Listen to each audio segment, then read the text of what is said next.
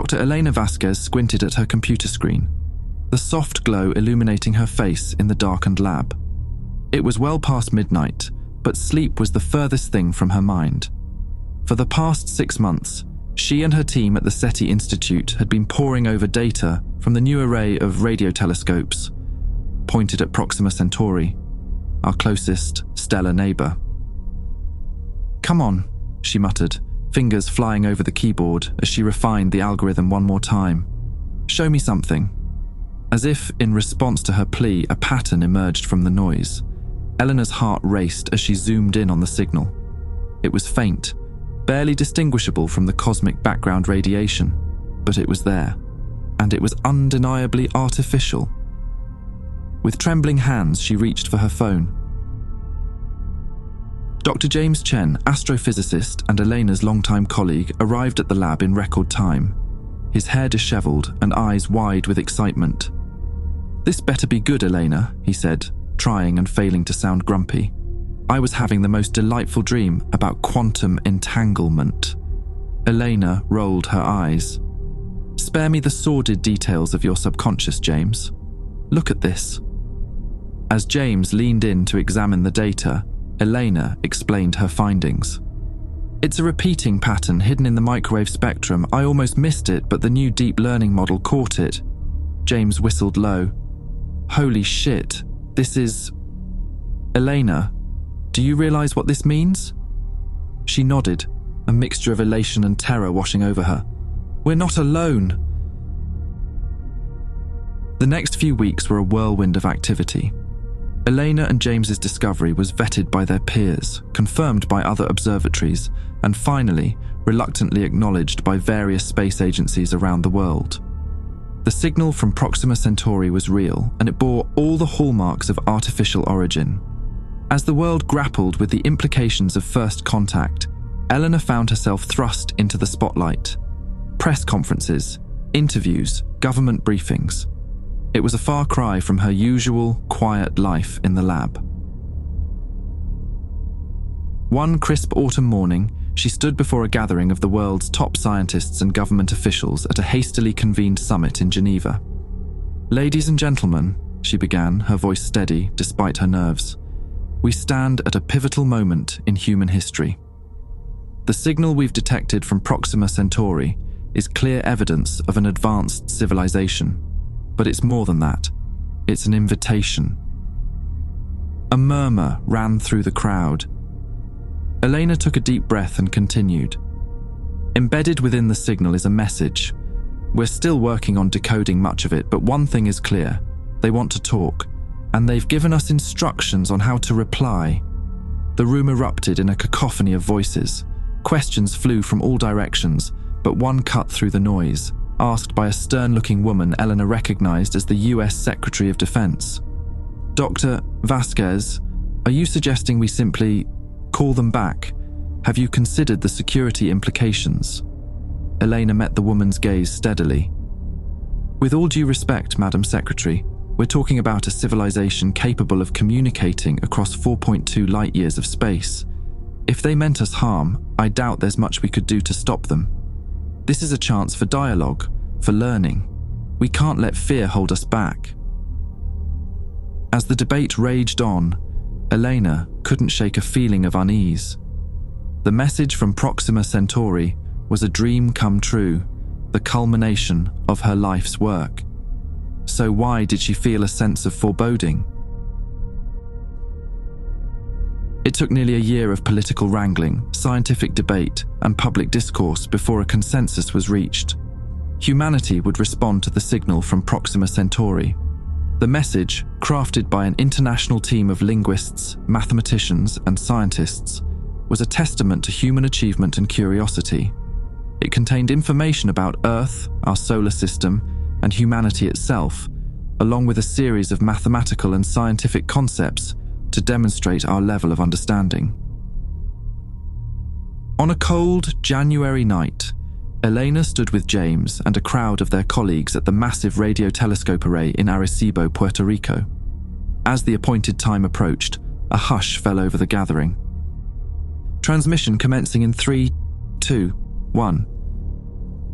The technician's voice was barely above a whisper, but in the silence, it rang out like a bell. A series of lights flickered on the control panel, and Elena felt a shiver run down her spine. Their message was racing across the void at the speed of light. Now, all they could do was wait. The response came far sooner than anyone had anticipated. Just 6 months after Earth's transmission, a new signal from Proxima Centauri lit up radio telescopes around the world. Eleanor and James worked tirelessly with their team to decode the message. As the alien data unfurled before them, a picture began to emerge, and it was more incredible than they could have imagined. "It's an invitation," Eleanor breathed, staring at the holographic display in their new top-secret facility. "They want us to visit them." James shook his head in disbelief. "But how?" "Even with our most advanced propulsion systems, it would take thousands of years to reach Proxima Centauri." Eleanor's eyes sparkled with excitement. "That's the thing, James. They've given us instructions. Plans for... well, I can hardly believe it myself, but it looks like a form of faster-than-light travel." As the implications sank in, James let out a low whistle. "My God, they're not just saying hello. They're offering to revolutionize our understanding of physics."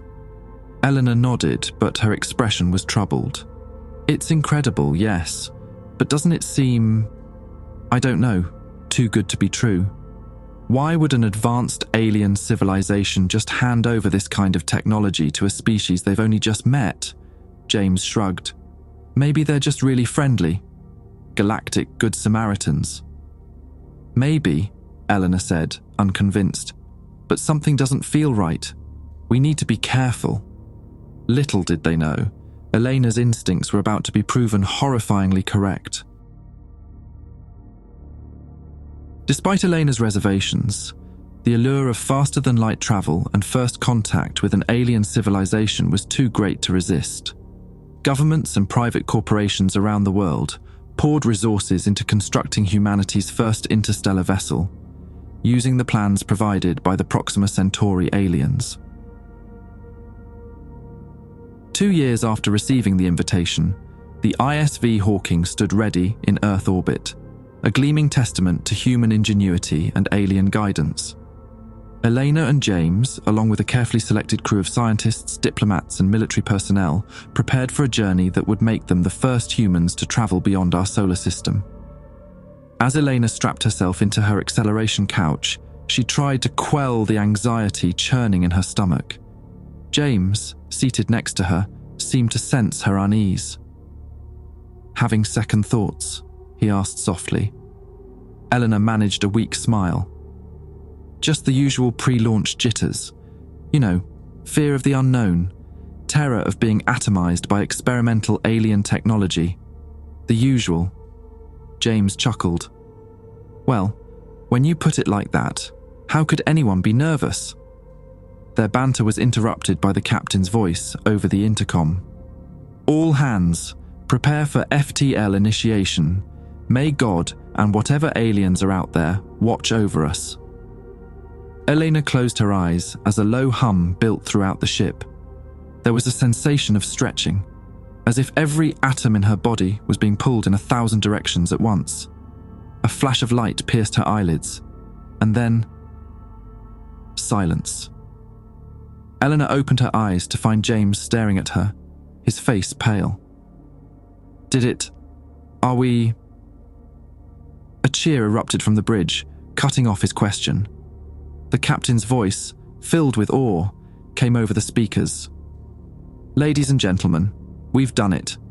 We're in the Proxima Centauri system." As the reality of their achievement sank in, Elena felt a mixture of exhilaration and dread. They had crossed 4.2 light-years in an instant, and now, for better or worse, they were about to make first contact. The alien world that greeted them was both familiar and utterly foreign. From orbit, Proxima Centauri b looked remarkably Earth-like, swirling clouds over vast oceans, continents painted in shades of green and brown. But as they descended through the atmosphere in their lander, the differences became apparent. The sky was a deep crimson, the light of Proxima Centauri casting everything in a ruddy glow. Alien vegetation covered the landscape in patches of iridescent blue and purple, pulsating gently as if breathing. As they touched down on a vast plain, Eleanor pressed her face to the viewport, drinking in the sight of an alien world. In the distance, shimmering structures rose into the sky, the cities of their alien hosts. The lander's hatch opened with a hiss, and Elena took her first breath of alien air. It was thick and sweet, like nothing she'd ever experienced. James stepped up beside her, his eyes wide with wonder. "We did it," he whispered. "We're really here." Before Eleanor could respond, a shape appeared on the horizon. As it drew closer, she realized it was some kind of vehicle hovering a few feet off the ground. It came to a stop a short distance from their lander, and a door irised open. The alien that emerged was unlike anything Elena had imagined. It stood nearly 3 meters tall, its body a sinuous blend of what looked like plant and animal characteristics. Iridescent tendrils waved gently around a bulbous head, and multiple limbs of varying sizes and shapes emerged from its torso. As it approached, Eleanor felt a presence in her mind. Not words, exactly, but concepts and emotions. "Welcome, humans of Earth. We are the Zathari. We have long awaited this moment." Elena stepped forward, her heart pounding. "We come in peace, seeking knowledge and friendship." The alien's tendrils rippled in what Elena hoped was a positive response. "Come, there is much to share. But first, you must understand our world, our history. Only then can you comprehend the true purpose of your journey here." Over the next few weeks, Eleanor and her team were introduced to the wonders of Zathari civilization. Their cities were marvels of biotechnology, living structures that grew and adapted to the needs of their inhabitants. The Zathari themselves were a collective consciousness, able to share thoughts and experiences across vast distances. But as Elena delved deeper into their history and culture, she began to notice discrepancies. There were gaps in their historical records, and certain topics seemed to be carefully avoided. When she tried to press for more information, she was met with gentle but firm deflection. It was during a tour of one of their great archives that Elena stumbled upon the truth. While their Zathari guide was distracted by James's endless questions about their biotechnology, Elena slipped away down a shadowy corridor. At the end, she found a sealed door, pulsing with an ominous red light. Driven by an instinct she couldn't explain, Elena pressed her hand to the door. To her surprise, it recognized her DNA and slid open. Inside was a small chamber filled with holographic displays showing images that made her blood run cold. Scenes of devastation played out before her. Zathari cities crumbling, the lush alien landscape withering and dying, and at the center of it all, a massive, dark shape that seemed to devour light itself. "I see you've discovered our secret, Dr. Vasquez." Eleanor whirled around to find one of the Zathari elders floating in the doorway, its tendrils undulating slowly. "What is this?" Eleanor demanded, her voice shaking. "What aren't you telling us?" The elder's mental voice was heavy with sorrow. "We had hoped to spare you this knowledge for a while longer, but perhaps it is best you understand the full truth of our situation." Over the next hour, the elder revealed the dark history of their world. Centuries ago, the Zathari had achieved a level of technological and spiritual advancement that allowed them to perceive higher dimensions of reality. In their exploration of these realms, they encountered an entity of unimaginable power and hunger. This being, which the Zathari came to call the devourer, latched onto their world. It fed on the very life force of the planet, slowly draining it of energy. The Zathari, in their desperation, struck a bargain with the entity. They would provide it with regular sacrifices of their own people, feeding it concentrated life energy in exchange for the survival of their world. "But the devourer's hunger grows," the elder explained. "Our sacrifices are no longer enough. We needed a new source of energy, a new population to feed it. That's why we reached out to your world." Elena felt the blood drain from her face as the implications sank in. "You brought us here to be sacrificed." The elder's tendrils drooped in what seemed to be shame. We had no choice. It was either your world or ours. The devourer cannot be stopped, only appeased. There has to be another way, Elena insisted, her mind racing. Surely with our combined knowledge, we can find a solution that doesn't involve the destruction of either of our species. The elder was silent for a long moment. Perhaps, but we have searched for centuries and found no alternative. The devourer's hunger is absolute, its power beyond our comprehension.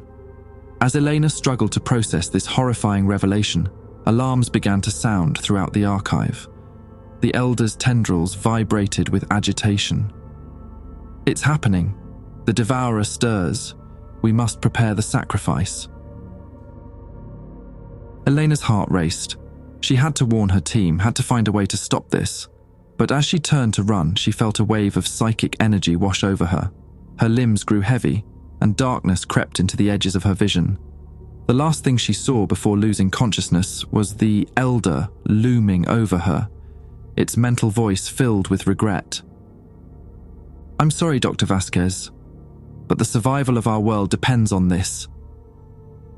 Eleanor awoke to the sound of James's frantic voice. She was lying on a cold metallic floor, her head pounding.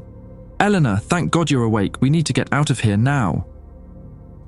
As her vision cleared, Eleanor saw that they were in some kind of holding cell. The walls pulsed with an eerie organic light. Through a translucent section, she could see other members of their team in adjacent cells, some still unconscious. "James," she groaned, sitting up slowly. "The Zathari, they're not what we thought. They brought us here to sacrifice us to some kind of cosmic horror. Yeah, I pieced that together," James finished grimly. "One of the younger Zathari, apparently not totally on board with the 'let's feed the humans to our dark god' plan, filled me in before they tossed me in here." Eleanor struggled to her feet, her scientific mind already racing to find a solution. "We need to find a way to communicate with Earth, warn them about what's happening here." James shook his head. "I don't think that's an option. From what I've gathered, the devourer's influence is spreading. If we don't find a way to stop it here, Earth could be next." A chill ran down Elena's spine as she remembered the images she'd seen in the archive. "Okay, so we need to stop an incomprehensible cosmic entity from eating our planet. Just another day at the office, right?" Despite the dire situation, James managed a weak chuckle. "That's why they pay us the big bucks, so any ideas, Dr. Vasquez?" Eleanor paced the small cell, her mind whirling. "The Zathari have been feeding this thing for centuries, but it's never satisfied. It's like a black hole, constantly consuming but never full." James nodded, following her train of thought. "So we need to find a way to either destroy it or cut off its connection to this world." "Exactly," Elena said, a spark of hope igniting in her chest. "The Zathari have been managing this thing, not trying to eliminate it. Maybe with our fresh perspective, we can find a solution they've overlooked." A low rumble shook the facility, causing the organic walls of their cell to quiver. James steadied himself against the wall. "Well, we better think fast. I have a feeling we're running out of time." As if in response to his words, the translucent section of their cell wall suddenly became transparent, revealing a Zathari elder flanked by 2 guards. The elder's mental voice echoed in their minds, tinged with a mixture of regret and determination. "Humans, it is time. We take no pleasure in this, but the survival of our world depends on your sacrifice." Elena stepped forward, her voice steady despite her racing heart. "Wait. We may have a solution that doesn't require anyone's death. Please, give us a chance to explain." The elder's tendrils undulated slowly, considering. "Your species has shown remarkable ingenuity. What do you propose?" Eleanor took a deep breath. "You've been treating the devourer like a god, something to be appeased. But what if it's just another life form, albeit an incredibly powerful one? If we could understand its nature, its weaknesses, we might find a way to stop it." The elder was silent for a long moment. Then, to Elena's surprise, the cell wall dissolved. "Your words have merit, Dr. Vasquez. Come, we will take you to the Chamber of Communion. There, you may attempt to comprehend the incomprehensible, but be warned, many have tried, none have succeeded." As they were led through winding organic corridors, Elena and James exchanged nervous glances. They were about to confront an entity that had terrorized an advanced alien civilization for centuries. The fate of two worlds now rested on their shoulders. The Chamber of Communion was a vast, spherical room at the heart of the Zathari city. Its walls were alive with swirling patterns of light, pulsing in time with some unheard rhythm. At the center floated a dark, shimmering orb that seemed to bend the light around it. "This is our connection to the devourer," the elder explained. "Through this, we communicate our offerings and receive direction." Elena approached the orb cautiously, her scientific curiosity warring with primal fear. "How does it work?" "One need only touch the orb to establish a mental link with the entity. But be warned, the experience can be overwhelming." James grabbed Elena's arm. "You can't be serious. We have no idea what that thing might do to your mind." Elena met his gaze, her determination evident. "We don't have a choice, James. This might be our only chance to understand what we're dealing with." Before James could protest further, Elena reached out and placed her hand on the orb. The world around her instantly dissolved into chaos. Elena found herself adrift in a sea of swirling colors and impossible geometries. Thoughts and sensations that weren't her own flooded her consciousness. She felt an immense, all-consuming hunger that threatened to devour her very being. But beneath the hunger, Elena sensed something else: fear, loneliness. The devourer wasn't a malevolent god, but a lost and frightened creature, stranded in a dimension it didn't understand. With every ounce of mental strength she possessed, Elena pushed through the chaos, trying to form a coherent thought. "We can help you. You don't have to be alone anymore." The maelstrom of sensations paused, as if the entity was considering her words.